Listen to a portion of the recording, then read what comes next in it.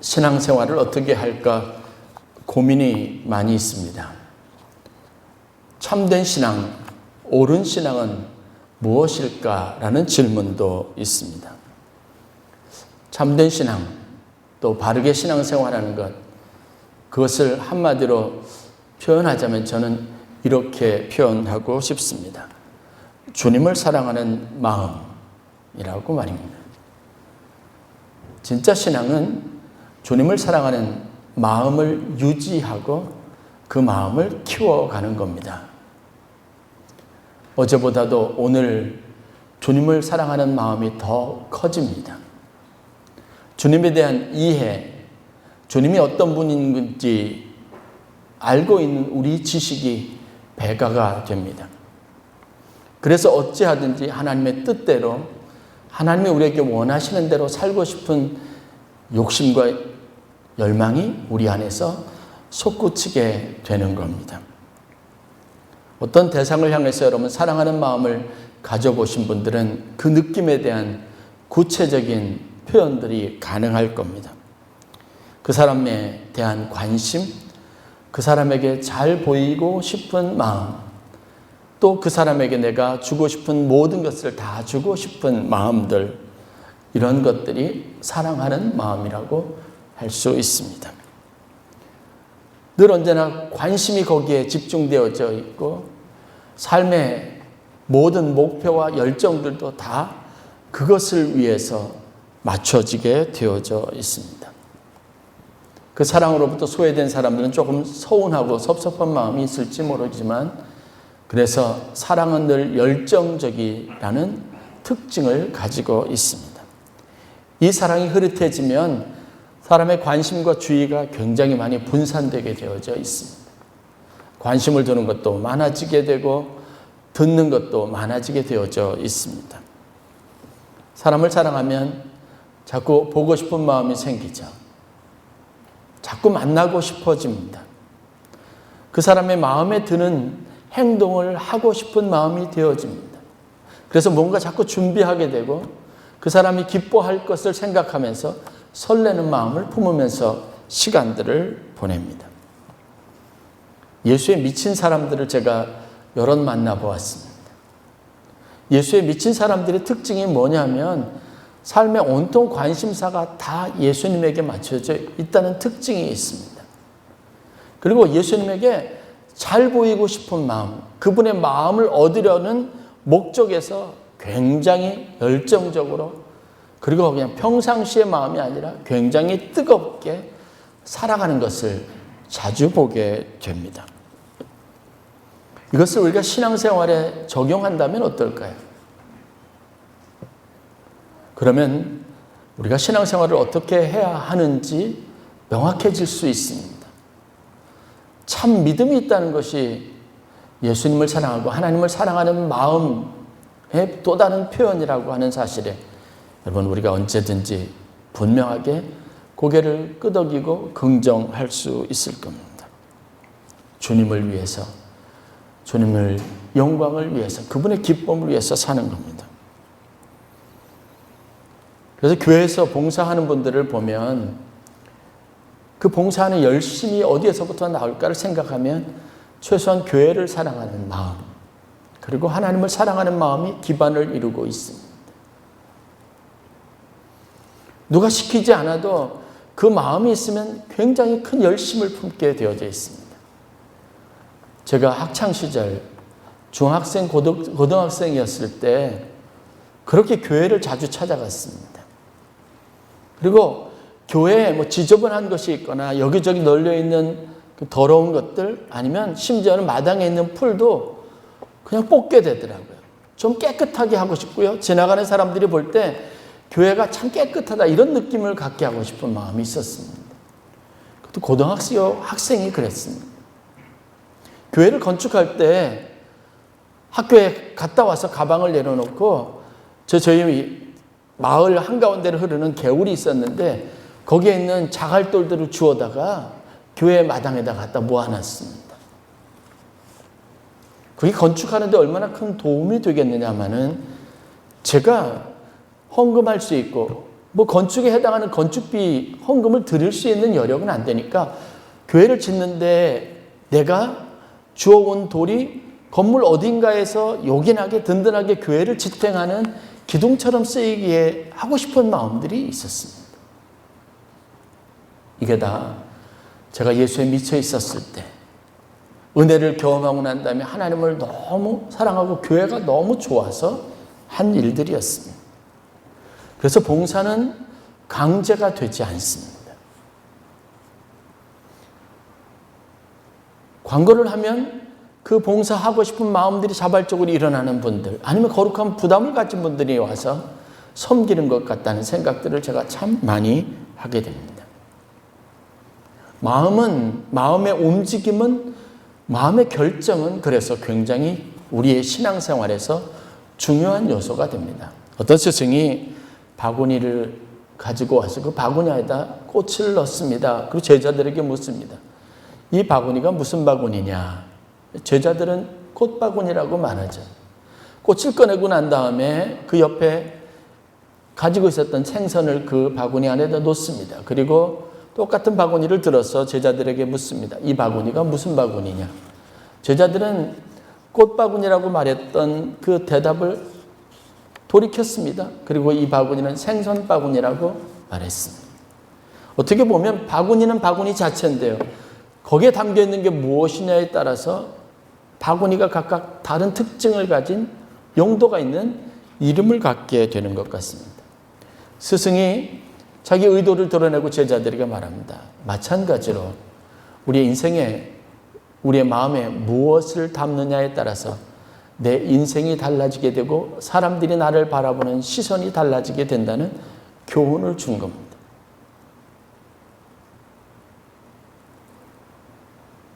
여러분의 마음에 과연 무엇이 있습니까? 무엇으로 가득 차 있습니까? 여러분들이 느끼는 감정은 곧 다시 말해서 여러분들의 마음에 어떤 일이 있었고 무엇으로 가득 차 있는지를 보여주는 거라고 할 수 있습니다. 여러분들의 표정만 봐도 저는 어림잡아서 여러분들에게 최소한 지난밤에 아니면 최근에 어떤 일이 있는지 상세하게는 알지 못해도 그것이 여러분들에게 좋은 일인지 아닌지 정도는 분간할 수 있습니다. 마음에 있는 것이 곧 우리의 삶을 대변하고 우리 얼굴을 통해서 겉으로 드러나기 때문에 그렇습니다. 예수님께서 제자들과 함께 그리고 예수님을 찾아온 사람들과 함께 이런저런 이야기로 같이 대화를 나누고 그 대화 중에 교훈의 말씀을 주실 때가 참 많이 있었습니다. 오늘 우리가 읽은 마가복음 7장에 있는 말씀을 보면 예수님이 제자들과 무리들과 함께 섞여 있었을 때 바리새인들이 찾아왔습니다. 그런데 그 이전에 어떤 문제가 있었냐면 사람들이 먹는 것 때문에 가지고 있는 그런 스캔들이 있었습니다. 바리새인들 같은 종교 지도자들은 하나님의 말씀, 율법에서 정한 음식이, 규정된 음식이 아닌 다른 것들을 마음껏 먹으면서 그리고 세속적인 생활을 하면서 예수님에게 나와서 하나님 나라의 비밀을 들으려고 하는 사람들, 그리고 무엇인가 예수님의 도움을 받으려고 하는 사람들의 의도에 대한 의구심이 있었습니다. 즉 교회에 오는 사람들은 당연한 한 가지 목적을 가지고 또 다 정결하고 정직하고 바르게 살아야 하는데 세상적으로 볼 때 우리가 익히 아는 좀 부정적인 바르지 못한 삶을 사는 사람들이 자꾸 교회에 와서 목사님 옆에 붙더니 무슨 관심이 있는 것 마냥 무엇인가 들으려고 하고 그리고 자기가 마치 어떤 믿음 있는 사람인 것처럼 막 떠벌리는 것 같은 이런 인상을 강하게 받는 것 같습니다. 이것을 용납하기 어려워서 바리새인들이 예수님께 제자들에게 자꾸 이의를 제기합니다. 그러다 보니까 예수님의 사역이나 대화나 가르침이 자꾸 이상한 방향으로 흘러가게 되고 예수님은 마음에 자꾸 불편함이 있게 됩니다. 이런 과정에서 오늘 우리가 읽은 본문의 말씀이 주어진 겁니다. 예수님이 하신 메시지에 우리가 귀를 기울여야 될 것은 뭐냐면 아무리 우리가 바리새인으로서 정결하고 거룩한 것을 추구하고 율법이라고 하는 계명과 규정을 따라서 철저한 삶을 살았던 사람이라 할지라도 결국은 그 사람의 언어나 태도나 이 모든 것을 결정하는 것은 그 사람이 어떤 출신이고 어떤 성분의 어떤 배움을 가지고 어떤 삶을 살아왔냐는 것과는 상관없이 지금 그 사람 마음에 가득 차 있는 것이 무엇이냐가 훨씬 더 중요하다는 사실들을 일깨워주고 있기 때문에 그렇습니다.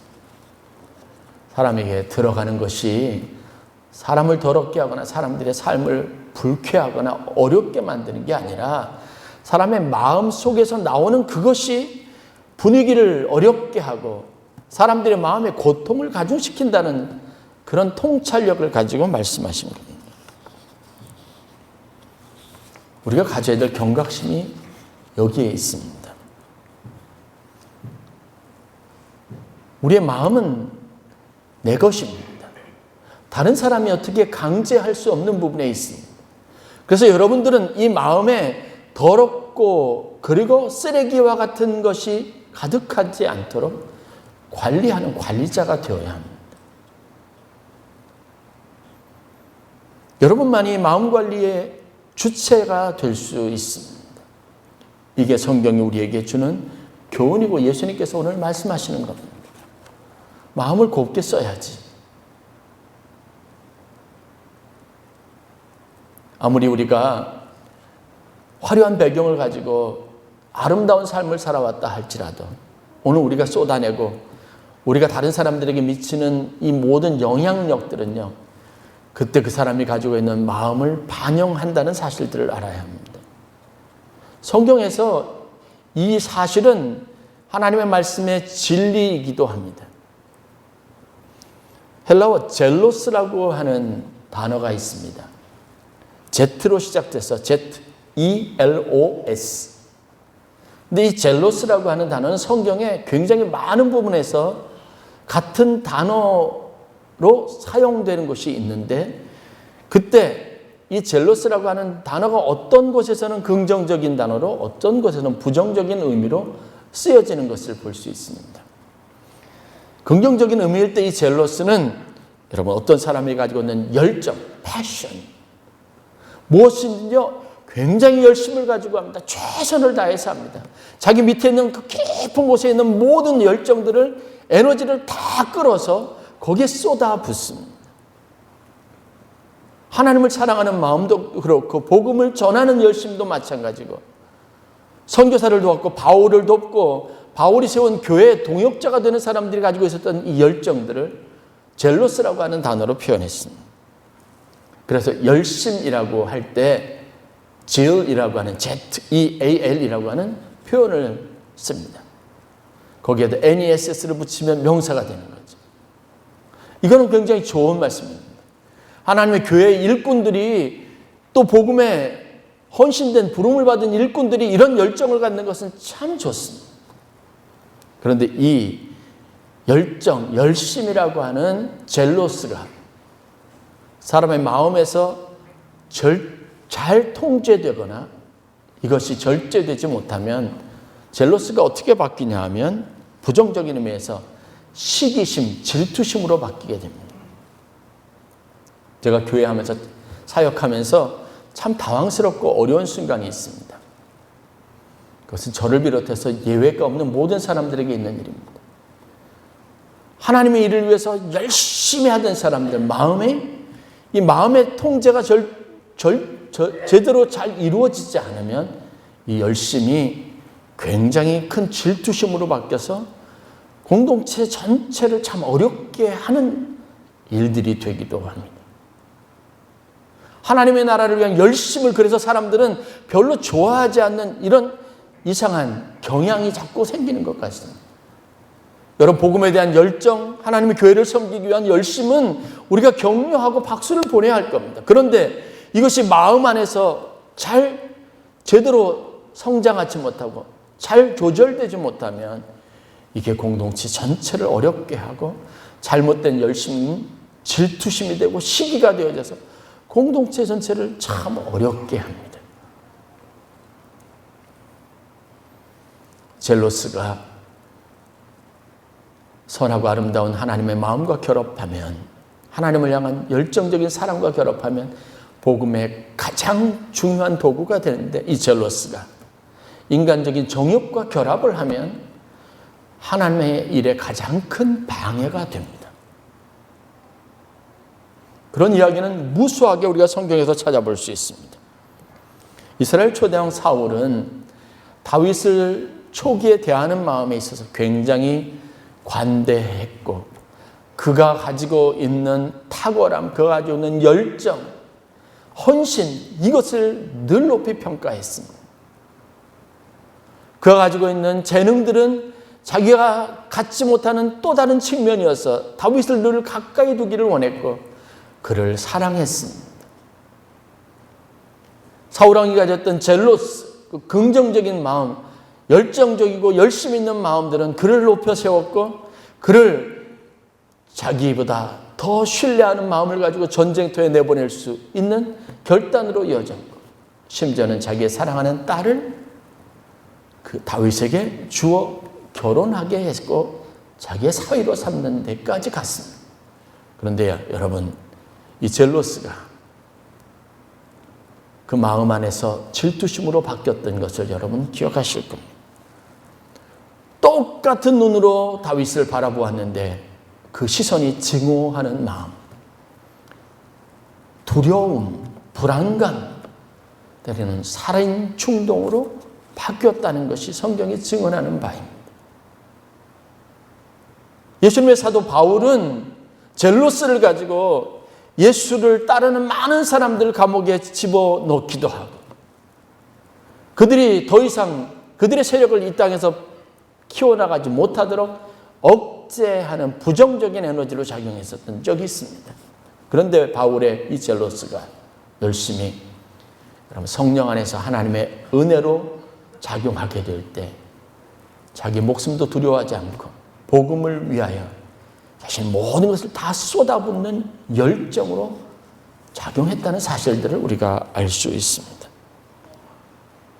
헤롯은 질투심 때문에 동방박사들로부터 들었던 이 한 가지 뉴스에 부정적인 반응을 보여서 아무 죄도 없는 태어난 지 얼마 되지 않았던 영아들을 다 죽이는 무서운 에너지로 분출됐습니다. 예수님의 경우는 어떻습니까? 그를 메시아라고 알고 추종하던 수많은 사람들입니다.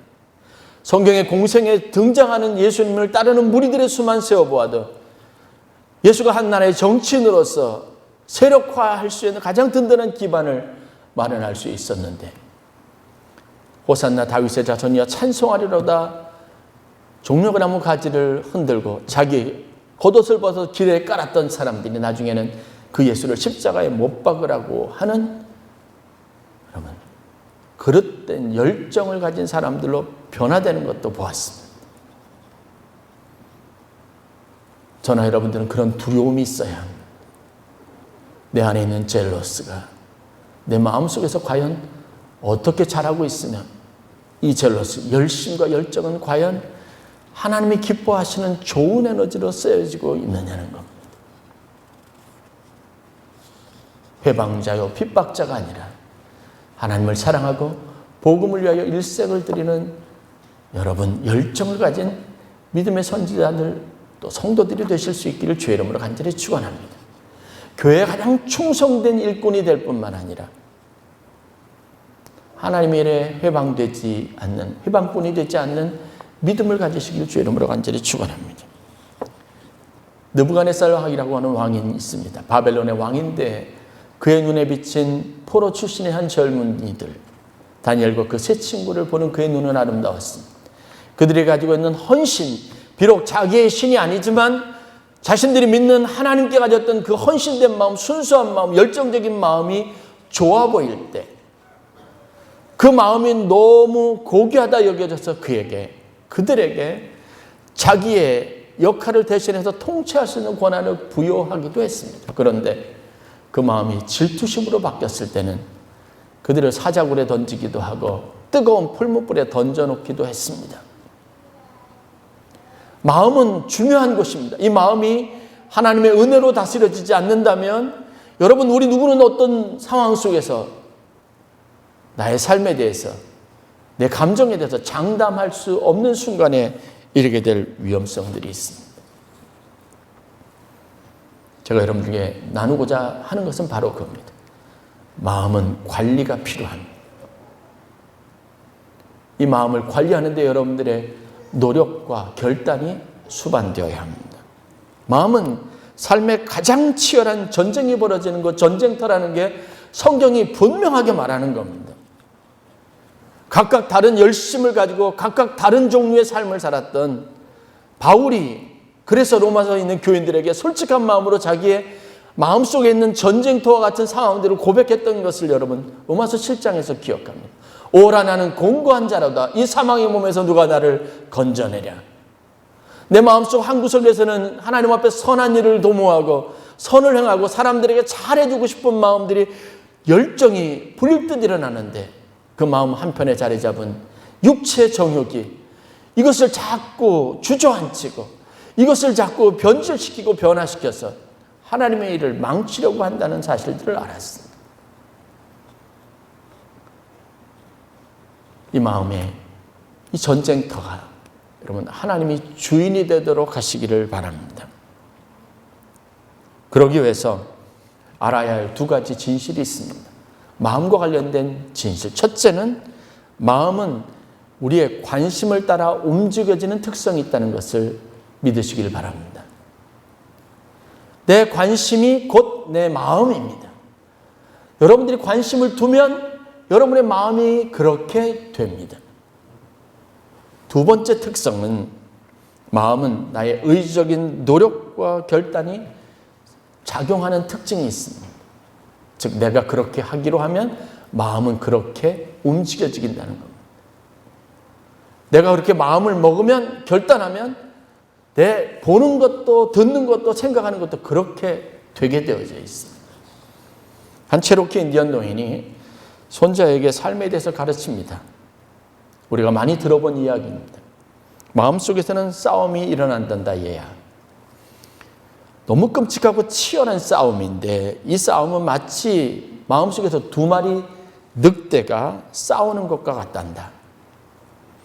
한 마리 늑대는 악마 같은 놈인데 분노, 질투, 슬픔, 후회, 탐욕, 교만, 분개, 죄의식, 열등감 이런 감정을 가지고 싸우고 다른 한 마리 늑대는 선한 놈인데 기쁨, 사랑, 희망, 친절, 고요함, 겸손함, 동정심, 관대함, 진실함 이런 감정을 가지고 서로 싸운다는 거예요. 이 같은 싸움이 내 마음속에서도 일어나고 우리 모두의 마음속에서도 일어난단다. 이렇게 말합니다. 손자가 이야기를 듣더니 할아버지에게 묻습니다.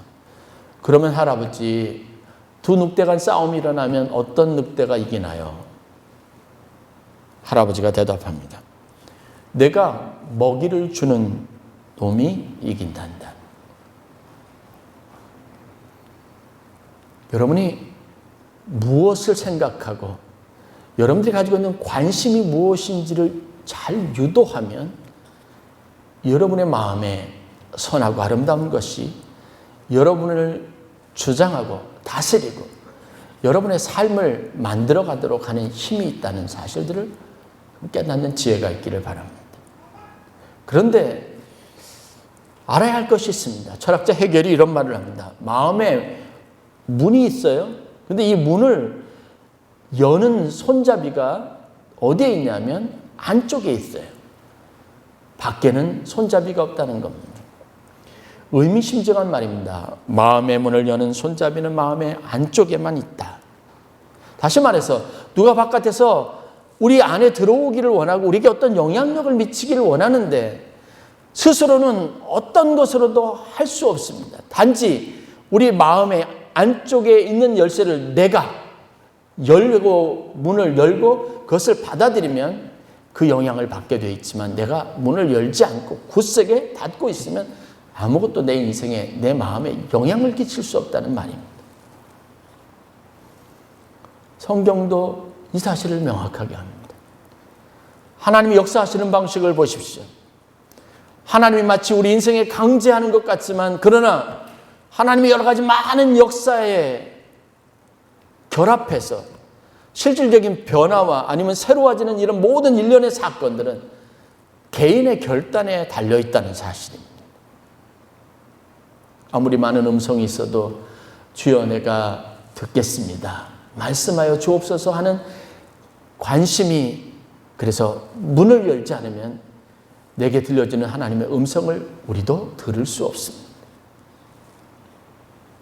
오늘 여러분들이 이 시간에 앉아 있어도 수없이 많은 설교가 20, 30분 간격으로 주어진다고 하더라도 여러분들이 그것에 대한 관심을 기울이고 그것을 아멘으로 받아들이려고 하는 여러분들의 마음의 결단과 마음의 준비가 없이는 이 설교가, 하나님의 말씀이 어떤 부분도 여러분들에게 영향력이 될 수 없습니다. 예수님이 밭의 비유를 하신 것도 마찬가지입니다. 여러분들이 잘 아는 요한계시록 3장 20절 말씀입니다. 볼지어다 내가 문 밖에 서서 두드리노니 누구든지 내 음성을 듣고 문을 열면 내가 그에게로 들어가 그로 더불어 먹고 그는 나로 더불어 먹으리라. 이 이야기가 지금까지 우리가 나눴던 말씀에 부합하는 결론을 가져다 줍니다. 여러분이 적극적으로 의지를 가지고 노력하지 않으면, 여러분의 관심이 내 마음의 주인이 하나님 되도록 하는 일에, 주님을 사랑하는 열정에 맞춰져 있지 않으면 여러분은 성령의 사람이 될 수 없습니다. 여러분의 마음속에서 끊임없이 일어나는 전쟁에서 여러분 승리할 수 없습니다. 인생의 방향도 전하지 못합니다. 제가 수도 없이 제 삶의 중요한 터닝 포인트가 있을 때 갈림길에서 선택하는 경험을 해봤습니다. 결국은 내 마음이 정하는 대로 가게 되어져 있습니다. 정해지지 않으니까 혼란스럽습니다. 이것도 저것도 다 위험합니다. 이것도 저것도 다 좋아지게 여겨지고 좋은 것처럼 여겨집니다. 그런 애매한 상황에서 여러분들의 선택이, 여러분들이 가지고 있는 결단이 결국은 삶을 만들게 되고 여러분 그 길을 걸어가는 기쁨을 누려보았을 겁니다. 마음을 여는 건 나 자신. 하나님이 아무리 강하게 여러분들에게 은혜를 주시기 위해서, 여러분들을 온전한 믿음의 길로 인도하시기 위해서 애쓰고 노력할지라도 여러분들이 아멘 주 예수여 어서 오시옵소서 고백하고 여러분의 안쪽에만 달려있는 손잡이를 열고 문을 열어놓지 않으면 주님은 우리 안에 들어와서 우리를 다스릴 수가 없습니다. 세상에 자동적으로 되는 것은 없습니다. 하나님의 은혜에 대한 풍성한 묵상도 있지만, 그래서 저는 오늘 이러한 현실적인 고민을 가지고 여러분들이 믿음으로 결단하는 노력 없이 신앙의 성장은 없다고 감히 말씀드리고 싶습니다. 이런 시기에 여러분들이 평안을 누릴 방법은 없습니다. 저는 제 마음이 혼란스러울 때마다 폭풍이 있는 바닷가에 아무 일도 없었던 것처럼 누워 계시는 주님을 묵상합니다. 그리고 이렇게 자주 고백합니다. 주님, 나도 그 풍랑이 있는 바닷속에 누웠던 주님과 같게 하여 주옵소서. 그 평안을 제게 주옵소서. 예수님이 제자들에게 묻죠. 어찌하여 너희가 두려워하느냐? 믿음이 없는 자들아. 그리고 하나님 앞에 믿음을 위해서 기도합니다. 잠언 23장 7절 말씀입니다. 대저 그 마음의 생각이 어떠하면 그 위인도, 즉 그 사람도 그러한즉. 내 마음에 생각이 있는 것, 내 마음에 품은 것이 곧 나를 의미합니다. 히브리서 10장 22절 말씀입니다. 우리가 마음의 뿌림을 받아 양심의 악을 깨닫고 몸을 맑은 물로 씻었으니 참 마음과 온전한 믿음으로 하나님께 나아가자. 믿음의 주여 온전하게 하시는 이이신 예수를 바라보자. 내 마음이 정해져야 합니다. 확정되어야 합니다. 그래야 주님이 보입니다. 주님이 관심 안에 들어옵니다. 눈에 들어옵니다. 주님의 음성이 귀에 들려지고, 그래야 내 마음속에 반응할 수 있는 여력이 생기게 되어져 있습니다. 영적 관심, 선한 의지, 곱씹고 곱씹고 곱씹어서 여러분의 마음에 각인되게 하십시오. 그래, 내가 영적인 관심을 갖자. 선한 의지를 갖자. 그래야 주님께서 내 마음속에 들어오셔서 주인이 되실 수 있습니다. 히틀러가 집요하게 유대인에 대한 증오심을 가지고 그 한 민족의 600만 명이나 되는 사람들을 학살하는 일을 했습니다. 과연 히틀러의 마음속에 어떤 심리가 있어서 무엇 때문에 왜 이런 증오심을 가지고 유대인들 수많은 사람들의 목숨을 빼앗을까? 이건 정상적인 사람이 가질 수 있는 행위가 아니라는 것을 알고 심리학자들이 히틀러의 생애를 돌아보았습니다. 이게 반드시 인과관계가 있고 그것이 100% 옳다라고 말할 수는 없지만 그들이 히틀러의 삶에서 유년 시절에 특별히 발견했던 특이한 하나의 트라우마와 같은 상처가 있었습니다. 히틀러는 어린 시절에 그리기를 좋아해서 화가, 그림 그리는 사람이 되고 싶었다고 합니다. 미술학교에 진학하려고 하는데 2번이나 낙방했습니다. 선생님이 지지를 받지 못했습니다. 유대인 선생님이었고요. 학교에서 자기를 놀리고 자기에게 형편없는 아이라고 늘 언제나 그렇게 하던 아이들이 유대인들이었습니다. 어렸을 때 가졌던 그 나쁜 기억이 유대인에 대한 증오심으로 자란 겁니다. 방치된 겁니다. 그럼 마음을 관리해야 합니다. 오늘 여러분들이 마음에 평안이 없다면 위기의식을 가져야 합니다. 그리고 내 마음에 무엇으로 채울 것인가 여러분들이 관심을 가지고 그리고 구체적으로 노력해야 합니다. 바울은 우리에게 미움이나 원망, 증오가 아닌 그리스도 예수의 마음을 품으라고 권면합니다. 그리스도의 마음이 우리 안에 품어지면 그리스도의 사람이 될 수 있습니다. 우리가 원하던 것, 하나님 우리에게 약속하신 축복이 내 축복이 될 수 있습니다. 예수님이 그 직접적인 증거가 됩니다. 예수님이 우리에게 좋은 모델이 됩니다. 예수님은 자신의 뜻과 생각을 버렸습니다. 그리고 그 마음을 하나님의 마음으로 채웠습니다. 그게 예수님의 생애가 우리에게 주는 교훈입니다. 공생애를 시작할 때 그래서 첫 번째 스스로 성경에는 성령에 이끌려라고 기록했죠. 스스로가 결단해서 스스로가 스스로를 테스트한 것이 무엇입니까? 바로 그겁니다. 내가 정말 떡으로가 아니라 세상이 주는 것이 아니라 하나님의 말씀만으로 의지된 삶을 살 수 있을까? 그것만 집중할 수 있을까를 시험해 보았습니다. 세상 것들을 경배하거나 다른 높은 것들, 더 허황된 것을 쫓지 아니하고 오직 하나님만을 섬기고 그분 앞에만 무릎을 꿇고 그분에게만 내 삶의 통치를 인정할 수 있을까? 스스로 시험해 보았습니다. 내가 교만해질 상황이 올 때 내가 과연 겸손해질 수 있을까? 시험해 봤습니다. 그것이 3가지 시험입니다. 그것이 통과되고 거기에 대한 우선순위가 명확해진 다음에 예수님이 공생의 사역을 시작했습니다. 수많은 사람들이 모여서 그를 추대하고 그를 열렬히 환호하고 그를 마치 메시아인 것처럼 추앙할 때 예수님은 스스로 높아지고 하나님의 자리에 오르려고 하는 자신의 교만이 있을까 봐 오히려 그들을 피해서 황급히 혼자 한적한 곳에 있으려고 노력하셨던 행동을 보이셨습니다.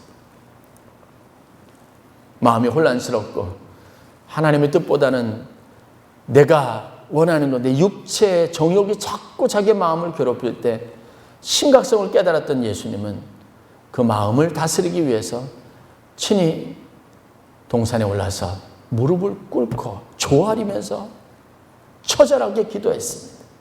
심지어는 제자들에게 나를 위해서 기도해달라고 요청하기까지 하셨습니다. 이 마음을 관리하고 다스리기 위한 처절한 열심과 노력이 예수님에게 있습니다. 그러므로 여러분 매일같이 여러분의 마음을 다스려서 그 마음에 주님이 함께 하시기를 위해서 기도하시기를 바랍니다. 예수님에게서 배우는 3가지 교훈들, 생활 지침을 제가 여러분들에게 말씀드리겠습니다. 저와 여러분들이 함께 나누고 실천했으면 좋겠습니다. 마음에 주님의 주인이 되시기 위해서, 관리하기 위해서, 선한 의지를 여러분들이 갖기 위해서 필요한 세 가지 지침입니다. 첫째, 일어나시면 첫 번째로 여러분 이렇게 선포하시고 고백하십시오. 내 마음의 주인은 당신입니다, 주님. 고백하시길 바랍니다. 내 마음의 주인은 당신이십니다. 인정하고 고백하십시오. 둘째, 사람들의 칭찬과 격려가 들려오면 여러분 그것을 멀리 하십시오. 그리고 오히려 하나님 내게 말씀하여 주옵소서, 하나님의 위로를 더 좋아하는 성향을 갖도록 하십시오. 마지막 세 번째, 하루 한 구절 이상 성경을 읽고 찬송 한 장을 부르시고 1시간 이상 기도하는 것을 매일의 습관으로 여러분의 일일 과제로 삼고 실천해 보십시오. 그러면 하나님께서 우리 마음을 주장하시고 하나님께서 우리 마음속에서 당신의 뜻을 행하시는 이 놀라운 축복을 누리게 될 줄로 믿습니다. 기도하겠습니다.